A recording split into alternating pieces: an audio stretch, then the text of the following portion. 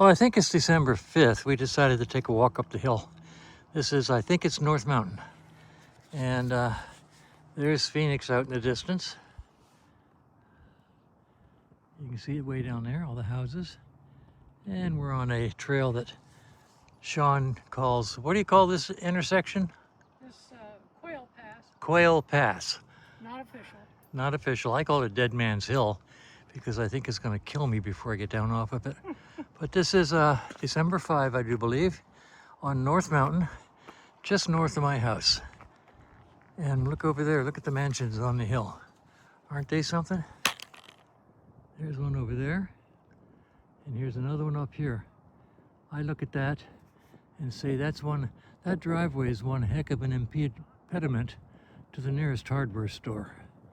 But there's folks living up there and folks living over there. And this here is North Mountain Park in Phoenix, Arizona. And some very clever person brought all these Christmas ornaments up here. I think that's cool. All right, so let's see if we can get down the hill safely.